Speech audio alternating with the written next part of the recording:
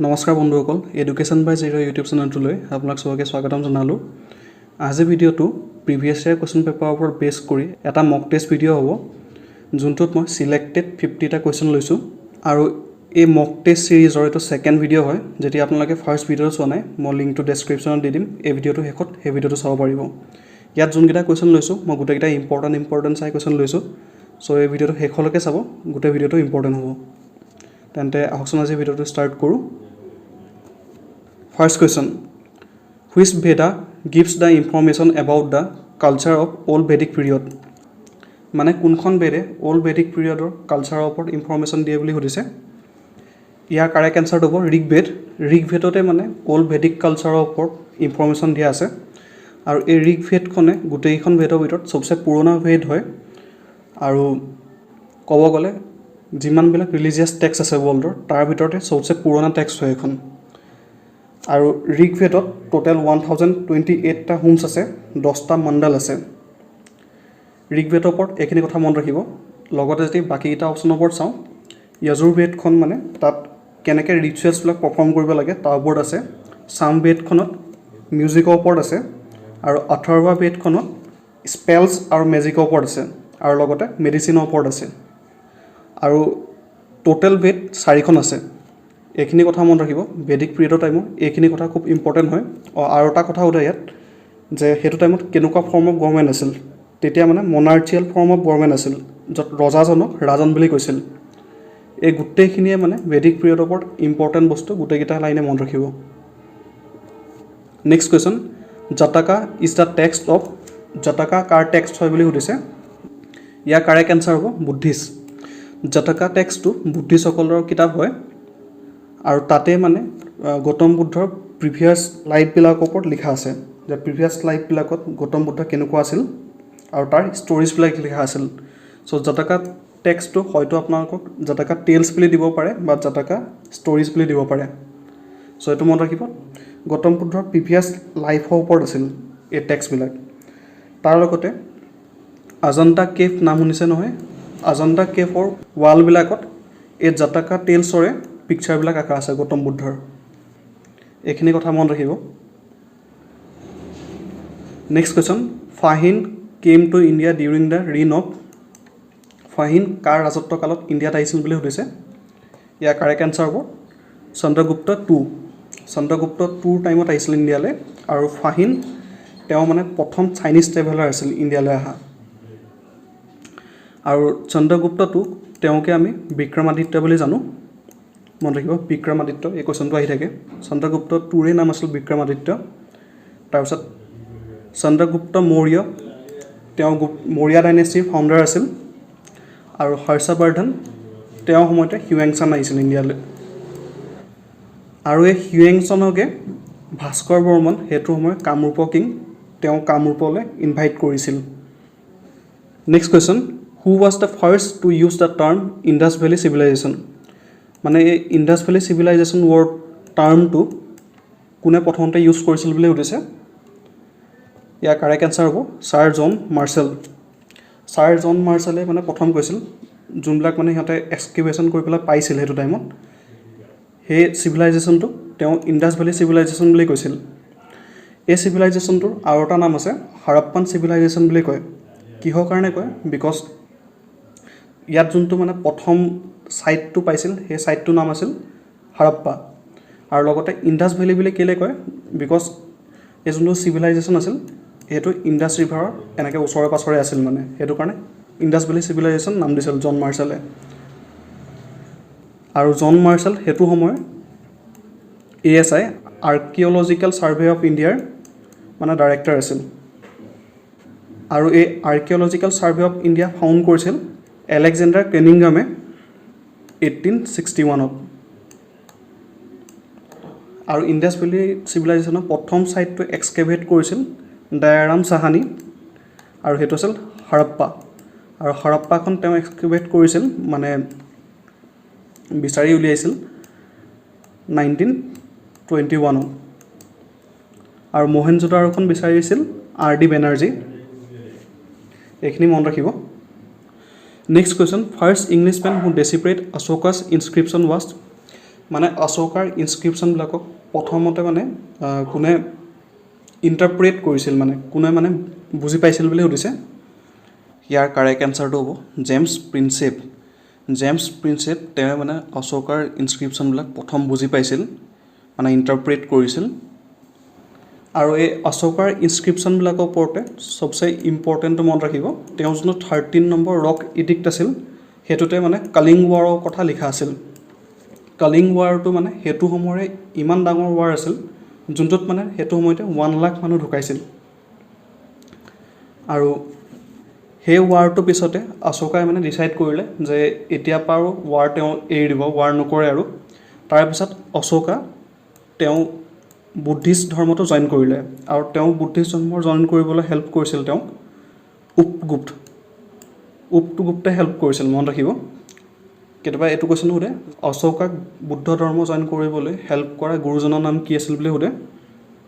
তেওঁ আছিল উপগুপ্ত। আৰু অশোকাৰ ওপৰত আৰু এটা কুৱেশ্যন আহে যে অশোকা কোনটো ডাইনেষ্টিৰ আছিল, অশোকা মৌৰ্য ডাইনেষ্টিৰ আছিল। আৰু মৌৰ্যন ডাইনেষ্টিৰ তেওঁৰ 3rd নম্বৰজন ৰুলাৰ আছিল। আৰু এটা কথা মনত ৰাখিব অশোকাৰ ওপৰত, তেওঁ পাই মানে ইণ্ডিয়ান গভৰ্ণমেণ্টে যোনটো আমাৰ ষ্টেট এমব্লেম হয় অশোক স্তম্ভ, সেইটো তেওঁৰ পৰা লৈছিল। আৰু এই অশোক স্তম্ভটোত 4টা লায়ন আছে। এইখিনিয়ে ইম্পৰ্টেণ্ট কথা অশোকৰ ওপৰত, গোটেইখিনি মনত ৰাখিব। Next question, which Samudragupta's inscription describe his military achievements. সমুদ্ৰগুপ্তৰ কোনটো মানে ইনস্ক্ৰিপশ্যনে তেওঁৰ মিলিটাৰী এচিভমেণ্টছবিলাক ডেছক্ৰাইব কৰে বুলি সুধিছে। ইয়াৰ কাৰেক্ট এনচাৰটো হ'ব প্ৰয়াগ 65তে মানে তেওঁৰ মিলিটাৰী এচিভমেণ্টছবিলাকৰ ওপৰত লিখা আছে। আৰু অপশ্যনত হয়তো প্ৰয়াগ নিদি পেলাই ইয়াত এলাহাবাদ দিব পাৰে। চ' প্ৰয়াগ আৰু এলাহাবাদ ছেমে হয়। আৰু এই ইনস্ক্ৰিপশ্যনটোতে প্ৰয়াগত যোনটো ইনস্ক্ৰিপশ্যন আছিল সেই ইনস্ক্ৰিপশ্যনটোতে তেতিয়া সময়ত কামৰূপৰ মানে কিংডমৰ ওপৰত কথা লিখা আছিল। কামৰূপৰ কথা লিখা আছিল তাত, আৰু এখন লিখা আছিল ডবকা কিংডমৰ ওপৰত। এইটো এটা মনত ৰাখিব। এই প্ৰয়াগ 65ত কোনকেইটা কিংডমৰ নাম লিখা আছিল বুলি সুধিলে ইয়াৰ এনচাৰ হ'ব ডবকা আৰু কামৰূপ। আৰু এই সমুদ্ৰগুপ্ত তেওঁকে মানে নেপলিয়ন অফ ইণ্ডিয়া বুলিও কয়। আৰু তেওঁ কোৰ্ট পয়েটজনৰ নাম আছিল Harisena. Next question, which site of Indus valley civilization gives evidence about a dockyard. মানে ইণ্ডাছ ভেলী চিভিলাইজেশ্যনৰ কোনটো ছাইডত ডকয়াৰ্ড পোৱা গৈছে বুলি সুধিছে। ডকয়াৰ্ড মানে যোনটো বন্দৰগাহ থাকে যে নাওবিলাক অহা যোৱা কৰে সেই জেগাখিনি। ইয়াৰ কাৰেক্ট এনচাৰ হ'ব লোথলত পোৱা গৈছে। আৰু বাকী অপশ্যনখিনিৰ ওপৰত যদি চাওঁ, হৰপ্পাখন প্ৰথম মানে পোৱা ছাইট আছিল, যোনটো মানে ফাৰ্ষ্ট এক্সকেভেশ্যন হৰপ্পাত কৰিছিল। তাৰপিছত মহেঞ্জোদাৰো তাত গ্ৰেট বাথ পোৱা গৈছিল। আৰু কালিবাংগা তাত খাৰু পোৱা গৈছিল, জ্বলা খাৰুবিলাক পোৱা গৈছিল, বাৰ্ণ বেংগলবিলাক পোৱা গৈছিল। Next question, sir Thomas Roe' came as an official ambassador from king James I of England to which Mughal empire's court. মানে ছাৰ থমাছ ৰ' তেওঁ এজন এম্বেচিডাৰ হৈ আহিছিল ইংলেণ্ডৰ কিং জেমছ I। তেওঁ কোনজন মোগল এম্পায়াৰৰ কোৰ্টলৈ আহিছিল বুলি সুধিছে। ইয়াৰ কাৰেক্ট এনচাৰ হ'ব জাহাংগীৰ। তেওঁ জাহাংগীৰৰ কোৰ্টত আহিছিল। তেওঁ কিয় আহিছিল চাওক, যেতিয়া মানে ইষ্ট ইণ্ডিয়া কোম্পানী 1600ত এষ্টাব্লিছ হৈছিল তেতিয়া মানে তেওঁলোকৰ পৰা এজন মাৰ্চেণ্ট মানে জাহাংগীৰৰ কোৰ্টলৈ আহিছিল 1608ত। আৰু তেওঁৰ নামটো আছিল কেপ্টেইন উইলিয়াম হকিন্স। আৰু এই উইলিয়াম হকিন্সক জাহাংগীৰে মানে ইয়াত ট্ৰেড কৰাৰ পাৰ্মিশ্যন নিদিলে। চ' সেইটো সময়ত ইংলেণ্ডৰ কিং জেমছ I তেওঁ মানে ইয়াত পাৰ্মিশ্যন নোপোৱাৰ কাৰণে তেওঁ থমাছ ৰ' তেওঁক পঠিয়ালে এজ এ এম্বেচিডাৰ। তাৰপিছত থমাছ ৰ' ইণ্ডিয়ালৈ আহিছিল 1615। তাৰপিছত তেওঁ আহি পেলাই জাহাংগীৰক কনভিন্স কৰিবৰ কাৰণে সক্ষম হ'ল। আৰু সক্ষম হোৱাৰ পিছত ইয়াত ইষ্ট ইণ্ডিয়া কোম্পানী মানে ফাৰ্ষ্ট ফেক্টৰী খুলিলে চুৰটত। এইখিনি কথা মনত ৰাখিব। East India company first form হৈছিল 1600ত। ফৰ্ম কোনে কৰিছিল বুলি সোধে, ফৰ্ম কৰিছিল লণ্ডনৰ মাৰ্চেণ্টছবিলাকে। তাৰপিছত তেওঁলোকে 1600ত ৰয়েল চাৰ্টাৰ পালে। তেওঁলোকৰ পৰাই এজন উইলিয়াম হকিন্স বুলি প্ৰথম জাহাংগীৰৰ কোৰ্টলৈ আহিছিল 1608 চনত। তেওঁ মানে চুৰটত ফেক্টৰী খুলিম বুলি পাৰ্মিশ্যন ল'বলৈ আহিছিল, কিন্তু তেওঁক জাহাংগীৰে পাৰ্মিশ্যন নিদিলে। তাৰপিছত তেওঁক পাৰ্মিশ্যন নিদিয়াৰ কাৰণে কিং জৰ্জ ওৱানে থমাছ ৰ' বুলি মানুহজনক পঠিয়ালে, আৰু তেওঁ আহি পেলাই মানে জাহাংগীৰক কনভিন্স কৰিব পাৰিলে, আৰু তেতিয়া জাহাংগীৰে তেওঁলোকক মানে ইয়াত ফেক্টৰী কৰা পাৰ্মিশ্যনটো দি দিলে। আৰু থমাছ ৰ' আহিছিল 1615 আৰু উইলিয়াম হকিন্স আহিছিল 1608। আৰু উইলিয়াম হকিন্সৰ ওপৰত আৰু এটা কথা মনত ৰাখিব, তেওঁকে জাহাংগীৰে ইংলিছ খান নামৰ টাইটেলটো দিছিল। এইখিনিয়ে ইম্পৰ্টেণ্ট হয়, গোটেইখিনিয়ে মনত ৰাখিব। মই যিমান পাৰোঁ গোটেই ডিটেইলছত কৈ যাব চেষ্টা কৰিছোঁ, যাতে মানে এটা কুৱেশ্যনো মিছ নহওক। Next question, the ruins of the ancient city of Hampi, capital of Vijayanagara, is located in which present day Indian state. মানে হাম্পি যোনটো বিজয়নগৰ এম্পায়াৰৰ কেপিটেল আছিল, সেই হাম্পি এতিয়া প্ৰেজেণ্ট টাইমৰ কোনখন ষ্টেটত পৰে বুলি সুধিছে। ইয়াৰ কাৰেক্ট এনচাৰটো হ'ব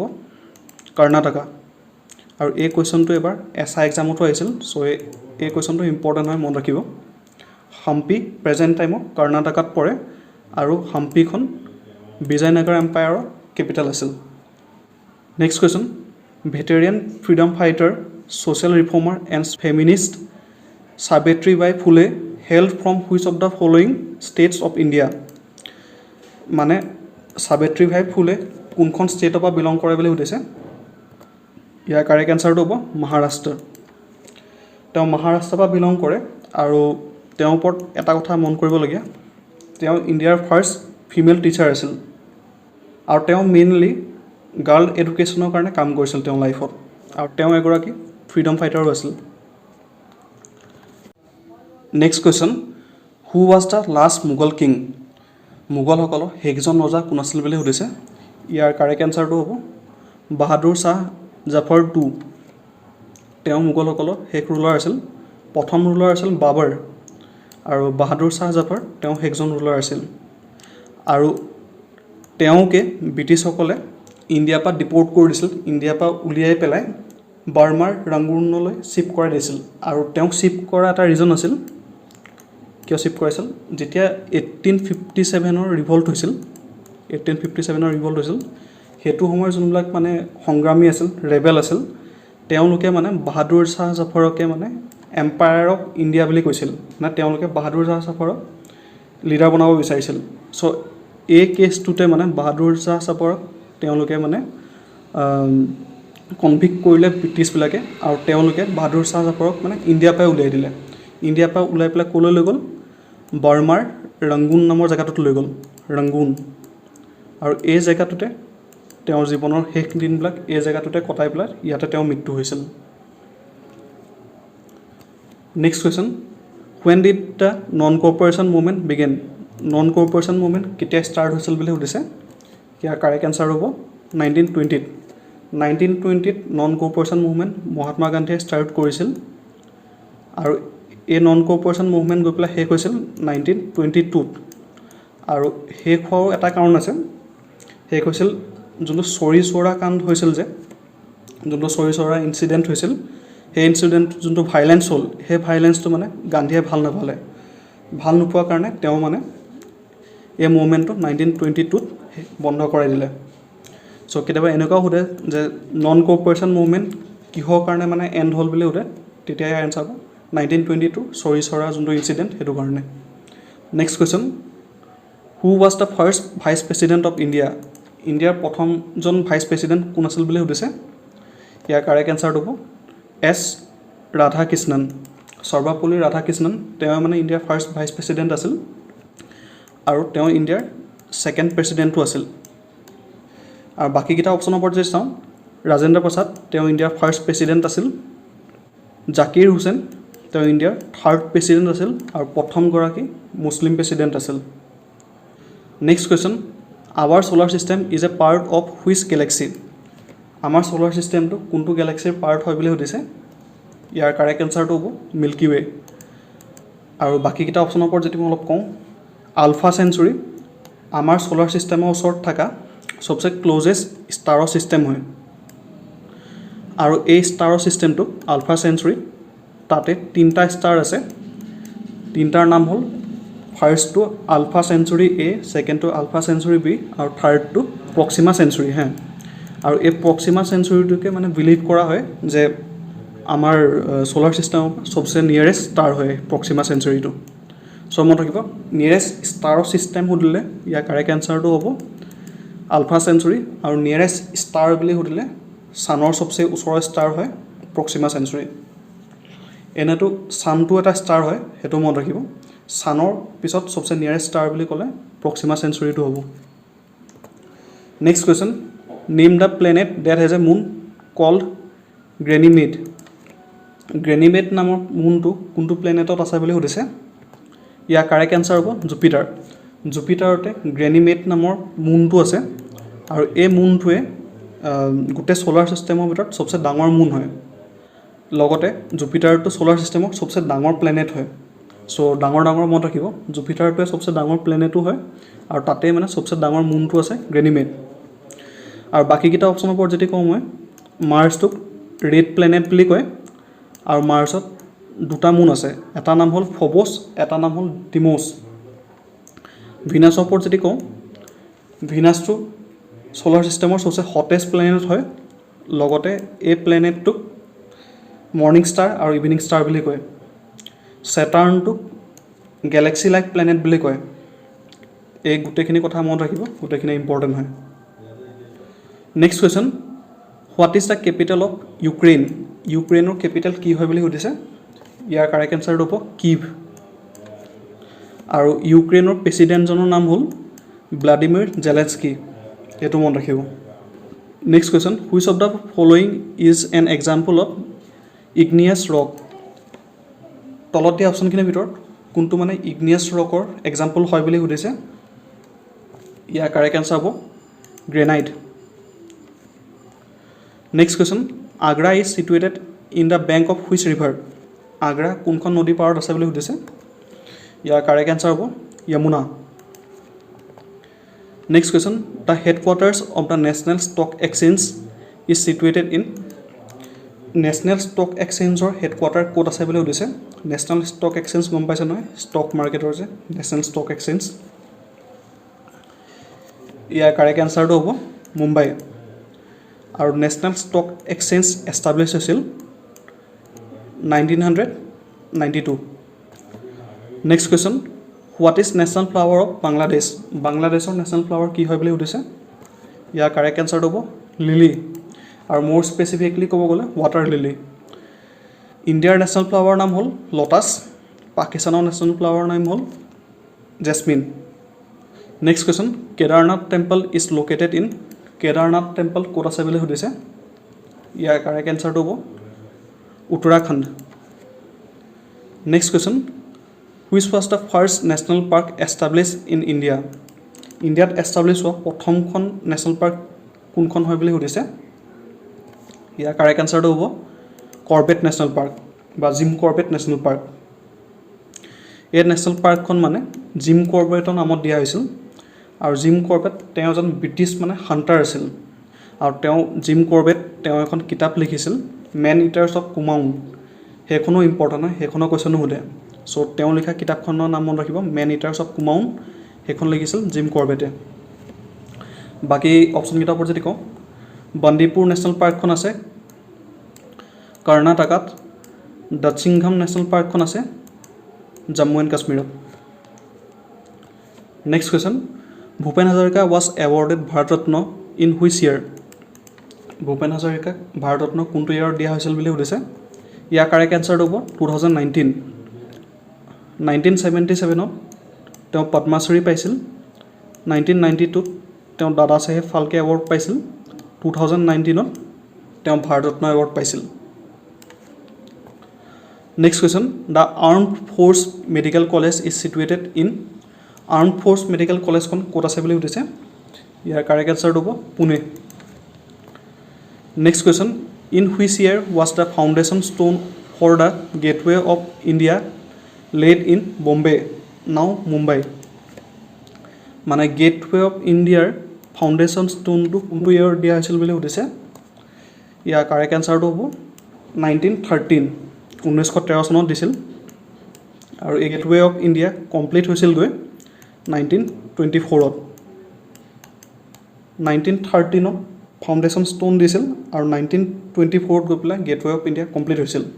এটা গেটৱে অফ ইণ্ডিয়া বনোৱাইছিল কিয় গেটৱে অফ ইণ্ডিয়া বনোৱাইছিল সেইটো সময়ত মানে কিং জৰ্জ V ইণ্ডিয়ালৈ আহিছিল কিং জৰ্জ V ইংলেণ্ডৰ কিং আছিল আৰু কিং জৰ্জ V 1911 ইণ্ডিয়াত আহিছিল আৰু ইয়াত আহি তেওঁ দিল্লী দৰবাৰ এটেণ্ড কৰিছিল আৰু তেওঁ অনাৰতে মানে গেটৱে অফ ইণ্ডিয়া বনোৱা হৈছিল আৰু গেটৱে অফ ইণ্ডিয়াৰ আৰ্কিটেক্ট আছিল জৰ্জ হুইটেট এইখিনি ইম্পৰ্টেণ্ট হয় গোটেইখিনি মনত ৰাখিব কিং জৰ্জ V ইণ্ডিয়ালৈ 1911 আহিছিল আৰু তেওঁ আহিছিল দিল্লী দৰবাৰ আৰু ফাউণ্ডেশ্যন ষ্টোনটো দিয়া হৈছিল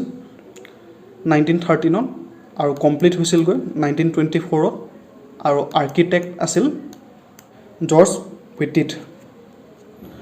next question in which of the following states is the Madhavpur mela celebrated Madhavpur mela কোনখন ষ্টেটত মানে চেলিব্ৰেট কৰা হয় বুলি সুধিছে ইয়াৰ কাৰেক্ট এনচাৰটো হ'ব Gujarat next question the city of dash is located at the mouth of the Yangtze river মানে কোনখন চিটি য়াংজে ৰিভাৰৰ মাউথত আছে বুলি সুধিছে ইয়াৰ কাৰেক্ট এনচাৰ হ'ব চাংঘাই আৰু এই য়াংজে ৰিভাৰখনে এছিয়াৰ লংগেষ্ট ৰিভাৰ হয় আৰু ৱৰ্ল্ডৰ থাৰ্ড লংগেষ্ট ৰিভাৰ হয় আৰু এই য়াংজে ৰিভাৰখন চাইনাত আছে next question Birju Maharaj was associated with which of the following form of classical dance Birju Maharaj তেওঁ কোনটো ক্লাছিকেল ডেন্সৰ লগত এছ'চিয়েট আছিল বুলি সুধিছে ইয়াৰ কাৰেক্ট এনচাৰটো হ'ব কথক বাকীখিনি অপশ্যনৰ ওপৰত যদি মই কওঁ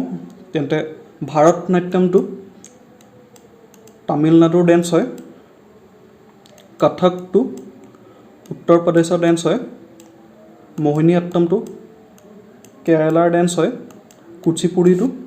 আন্ধ্ৰ প্ৰদেশৰ ডেন্স হয় আৰু এই চাৰিটাই ক্লাছিকেল ডেন্স হয় next question Rovers Cup is associated with Rovers Cup কিহত খেলা যায় বুলি সুধিছে মানে কি টুৰ্ণামেণ্ট হয় বুলি সুধিছে ইয়াৰ কাৰেক্ট এনচাৰটো হ'ব ফুটবল আৰু এই ৰ'ভাৰ্ছ কাপটোৱে ইণ্ডিয়াৰ ছেকেণ্ড অল্ডেষ্ট টুৰ্ণামেণ্ট হয় আৰু এই ৰ'ভাৰ্ছ কাপৰে চবচে ছাকচেছফুল টীম আছিল মোহন বাগান আৰু যিহেতু মই এইটো ছেকেণ্ড অল্ডেষ্ট বুলি কৈছোঁ ফাৰ্ষ্ট অল্ডেষ্ট যোনটো কাপ হয় সেইটো হয় ডুৰেণ্ট কাপ আৰু এই ডুৰেণ্ট কাপটো ফুটবলতে খেলা হয় ডুৰেণ্ট কাপটো ফাৰ্ষ্ট অল্ডেষ্ট টুৰ্ণামেণ্ট হয় ইণ্ডিয়াৰ আৰু ৰ'ভাৰ্ছ কাপটো ছেকেণ্ড অল্ডেষ্ট টুৰ্ণামেণ্ট হয় আৰু দুটাই ফুটবলত খেলা যায় next question the birth anniversary of dash is celebrated as International Nurse Day every year মানে কাৰ বাৰ্থ এনিভাৰ্চাৰীটো ইণ্টাৰনেশ্যনেল নাৰ্ছ ডে হিচাপে মানে চেলিব্ৰেট কৰা হয় ইয়াৰ কাৰেক্ট এনচাৰটো হ'ব ফ্ল'ৰেন্স নাইটেংগেল তেওঁ বাৰ্থ এনিভাৰ্চাৰীটোৱে প্ৰতি বছৰে মানে ইণ্টাৰনেশ্যনেল নাৰ্ছ ডে হিচাপে চেলিব্ৰেট কৰা হয় আৰু এই ইণ্টাৰনেশ্যনেল নাৰ্ছ ডে হয় প্ৰতি বছৰে 12 মে' 12 মে'ত হয় সদায় next question revolt of 1857 started from যোনটো 1857 বিদ্ৰোহ আছিল ক'ৰ পৰা ষ্টাৰ্ট হৈছিল বুলি সুধিছে ইয়াৰ কাৰেক্ট এনচাৰটো হ'ব মেৰঠৰ পৰা ষ্টাৰ্ট হৈছিল আৰু ষ্টাৰ্ট কোনে কৰিছিল মংগল পাণ্ডেই কৰিছিল মানে মই যদি অকণমান বেকগ্ৰাউণ্ডটো কওঁ তেতিয়া মানে কি হৈছিল সেইটো সময়ত ব্ৰিটিছসকলে এনেও মানে সেইটো সময়ত ব্ৰিটিছৰ যোনবিলাক পলিচি আছিল সেইবিলাক ভাৰতীয় মানুহবিলাকে খুব বেয়া পাইছিল তেতিয়াও মানে তেওঁলোকে আৰু এটা কি কৰিছিল সেইটো সময়ত এটা এমফিল্ড গান নামৰ ৰাইফল এটা মানে লঞ্চ কৰিছিল আমাৰ যোনবিলাক ইণ্ডিয়ান ছলজাৰ্ছবিলাক আছিল তেওঁলোকৰ হাতত এমফিল্ড ৰাইফল বুলি এটা ৰাইফল দিছিল সেই ৰাইফলটো যোনটো কাৰ্টুজ মানে য'ত মানে আপোনাৰ গুলিটো আৰু যোনটো গান পাউডাৰ সেইটো ভৰোৱা থাকে এটা মানে বেগ টাইপৰ এটা থাকে সেইটোতে মানে গুলিটো আৰু গান পাউডাৰখিনি থাকে সেই বেগটো মানে যেতিয়া কাৰোবাক বন্দুকটো ইউজ কৰিব লাগে ৰাইফলটো ইউজ কৰিব লাগে তেতিয়া ফাৰ্ষ্টতে মানে মুখেদি ছিঙি ল'ব লাগে সেই কাৰ্টুজটো তাৰপিছত সেই গুলিটো আৰু গান পাউডাৰখিনি ৰাইফলটোৰ ভিতৰত সোমাই লোড কৰিব লাগে চ' এনেকুৱা কোৱা হয় যে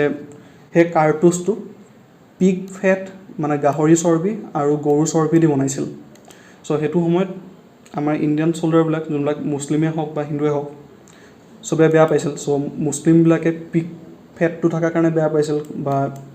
যোনবিলাক হিন্দু চলজাৰ্ছবিলাক আছিল তেওঁলোকে কাউ ফেটটো থকাৰ কাৰণে বেয়া পাইছিল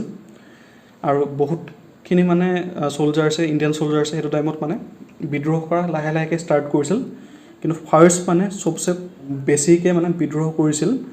মংগল পাণ্ডে মানে তেওঁ এজন ব্ৰিটিছ অফিচাৰ এজনক গুলিয়াই দিছিল চ' ইয়াৰ পৰাই মানে স্পাৰ্কটো ষ্টাৰ্ট হয় আৰু এই স্পাৰ্কটোৱে গৈ পেলাই মানে 1857ত ৰিভল্টৰ ৰূপ লয়গৈ আৰু মংগল পাণ্ডে যোনখিনি জেগাত গুলিয়াইছিল সেইখিনি আছিল ৱেষ্ট বেংগলৰ বেৰাকপুৰ চ' 1857ৰ ৰিভল্টৰ বেকগ্ৰাউণ্ড এইটোৱে আছিল next question which of the following countries is not a member of the SAARC association তলত দিয়া অপশ্যনখিনিৰ ভিতৰত কোনখন কাণ্ট্ৰি মানে চাৰ্ক এছ'চিয়েশ্যনৰ মেম্বাৰ নহয় বুলি সুধিছে ইয়াৰ কাৰেক্ট এনচাৰটো হ'ব চাইনা চাৰ্ক এছ'চিয়েশ্যনৰ মেম্বাৰ নহয় বাকী অপশ্যনখিনিত গোটেইকেইখনেই মানে চাৰ্ক এছ'চিয়েশ্যনৰ মেম্বাৰ হয় আৰু চাৰ্ক তাৰ ফুল ফৰ্ম হ'ল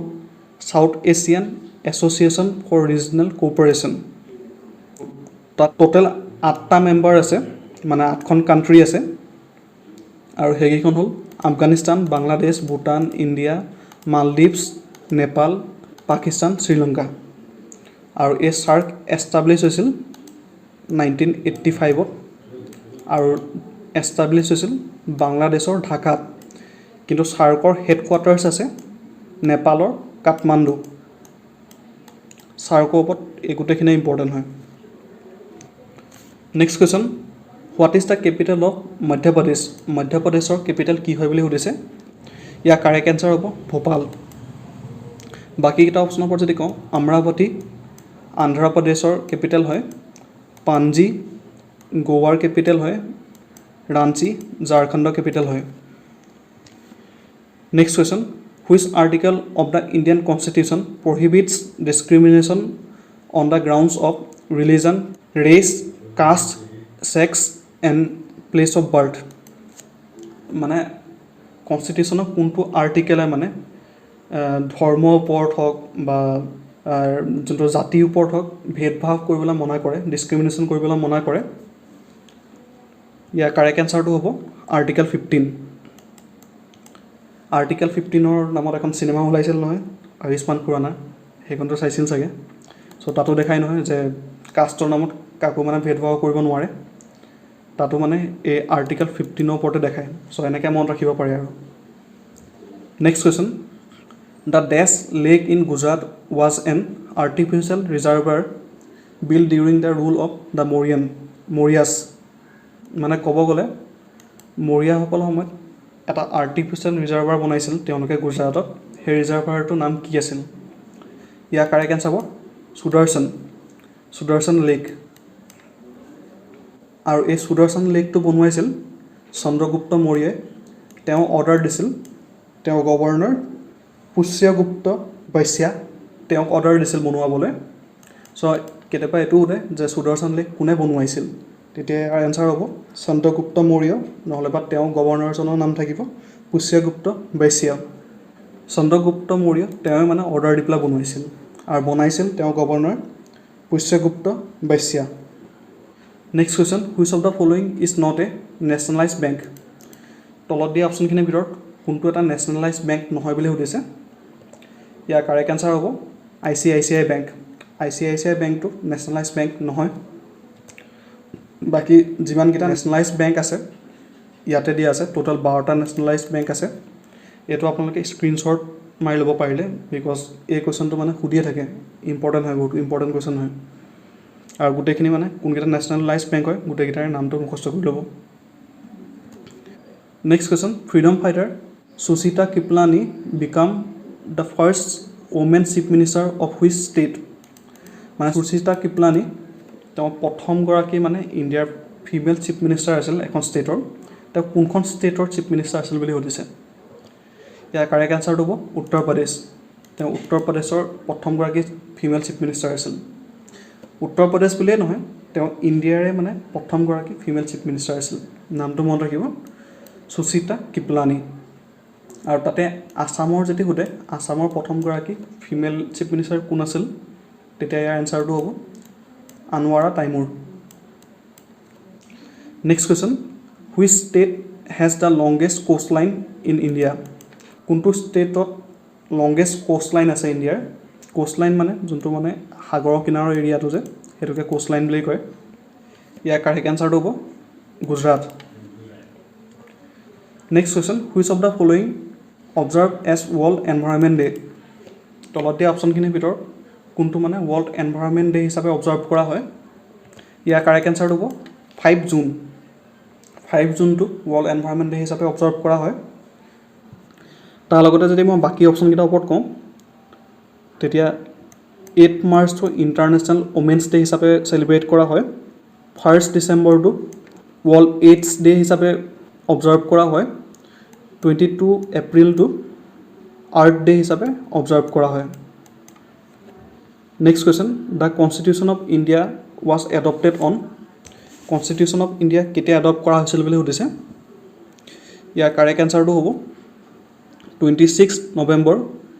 1949 মানে 26 নৱেম্বৰ 1949 কনষ্টিটিউশ্যনখন লিখি কমপ্লিট হৈছিল আৰু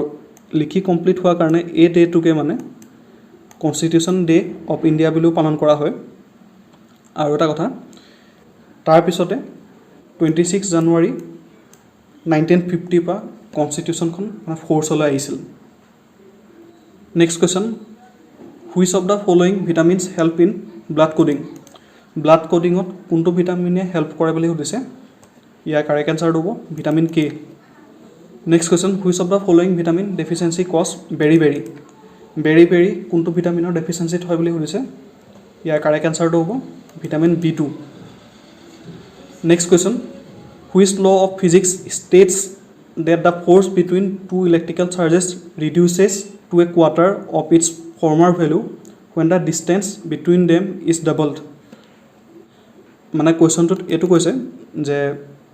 দুটা ধৰক চাৰ্জ পাৰ্টিকেল আছে তাৰ মাজৰ যদি ডিষ্টেঞ্চটো আমি ডাবল কৰি দিওঁ তেতিয়া সিহঁত দুটাৰ মাজত থকা যোনটো ফ'ৰ্চ সেই ফ'ৰ্চটো মানে ৰিডিউচ হৈ যাব এটা কোৱাৰ্টাৰলৈ চ' এই বস্তুটো কোনটো লয়ে কৈছে বুলি সুধিছে ইয়াৰ কাৰেক্ট এনচাৰটো হ'ব Coulomb's law next question cystic fibrosis and haemophilia are example of cystic fibrosis আৰু হোম'ফিলিয়া কিহৰ এক্সাম্পল হয় বুলি সুধিছে ইয়াৰ কাৰেক্ট এনচাৰটো হ'ব hereditary diseases next question which of the following vitamin is also' known as ascorbic acid কোনটো ভিটামিনক এস্কৰ্বিক এচিড বুলিও জনা যায় ইয়াৰ কাৰেক্ট এনচাৰটো হ'ব vitamin C next question the deficiency of vitamin E leads to vitamin E deficiency পৰা কি হয় বুলি সুধিছে ইয়াৰ কাৰেক্ট এনচাৰটো হ'ব উইকনেছ ইন মাছলবিলাকত উইকনেছ আহি যায় ভিটামিন ই ডেফিচিয়েঞ্চি পৰা next question amoxicillin doxycycline azithromycin and penicillin are example of এইবোৰ কিহৰ এক্সাম্পল হয় বুলি সুধিছে ইয়াৰ কাৰেক্ট এনচাৰটো হ'ব এণ্টিবায়'টিক্স আৰু এই এণ্টিবায়'টিক্সকেইটা নাম মনত ৰাখিব এইবাৰ টেকনিকেল এক্সামটোতো আহিছে এণ্টিবায়'টিক্সৰ কথা next question the development of a fruit without fertilisation is cold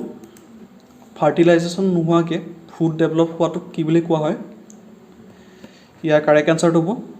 পাৰ্থেনোকাৰ্পি next question which part of the body is responsible for the manufacture of red blood cell body কোনটো পাৰ্ট মানে ৰেড ব্লাড চেল বনোৱাৰ কাৰণে responsible হয় ইয়াৰ correct এনচাৰটো হ'ব bone marrow next question what is the colour of the light emitted by San ছানে emit কৰা লাইটটো ছানৰ পৰা যে আৰ্থলৈ আহে লাইটটো সেই লাইটটোৰ কালাৰ কি হয় বুলি সুধিছে ইয়াৰ কাৰেক্ট এনচাৰটো হ'ব হোৱাইট আৰু ছানৰ পৰা যে আৰ্থলৈ আহে কি ফৰ্মত আহে সেইটো ৰেডিয়েশ্যনৰ ফৰ্মত আহে এইটো সোধে এইটো ইম্পৰ্টেণ্ট হয় তেন্তে আজি ভিডিঅ'টোত ইমানেই যদি ভিডিঅ'টো ভাল পালে ভিডিঅ'টো লাইক কৰিব কমেণ্টত জনাব ভিডিঅ'টো কেনেকুৱা পালে এই চিৰিজটো মই কণ্টিনিউ কৰিম এক্সামৰ আগলৈকে চেষ্টা কৰিম যিমানকেইটা বেছি ভিডিঅ' দিব পাৰোঁ আৰু এটা মই কথা ভাবি আছিলোঁ যে আপোনালোকৰ ভিতৰত যোনটো 26,000ৰ আছাম ডাইৰেক্ট ৰিক্ৰুটমেণ্টৰ এক্সাম হ'ব সেই এক্সামটো কোনে কোনে দিব মোক কমেণ্টত জনাবচোন মানে মই ভাবি আছিলোঁ যে যদি বেছিকৈ মানে কমেণ্ট আহে তেতিয়া মই ভাবিছোঁ কি মানে মক টেষ্টৰ চিৰিজটো লগতে মানে আছাম ডাইৰেক্ট ৰিক্ৰুটমেণ্টৰ কাৰণে এটা মানে এক্সট্ৰা ছিৰিজ এটা বনাওঁ, যোনটোত মানে চাওক টাইমটো বেছি নাই ন হাতত। এতিয়াৰ পৰা যদি মই এটা ভালকৈ ছিৰিজ বনাওঁ তেতিয়া গৈ পেলাই এক্সামৰ আগত গোটেইখিনি কমপ্লিট হৈ যাব। চ' মানে যদি আপোনালোকে ডাইৰেক্ট ৰিক্ৰুটমেণ্টৰ এক্সামটো দিয়ে তে মোক কমেণ্টত জনাব, তে মই ডাইৰেক্ট ৰিক্ৰুটমেণ্টৰ কাৰণেও এটা মানে ভালকৈ একদম জিৰ'ৰ পৰা লৈ যিমানখিনিলৈকে হ'ব পাৰে গোটেইখিনিলৈকে এটা ভাল ছিৰিজ বনাম, যিমানখিনি মানে কভাৰ কৰিব পাৰোঁ। আৰু এই ভিডিঅ'টো মক টেষ্টৰ ভিডিঅ'টো যিমান পাৰে শ্বেয়াৰ কৰিব। তেন্তে আজিলৈ আহিছোঁ, ধন্যবাদ।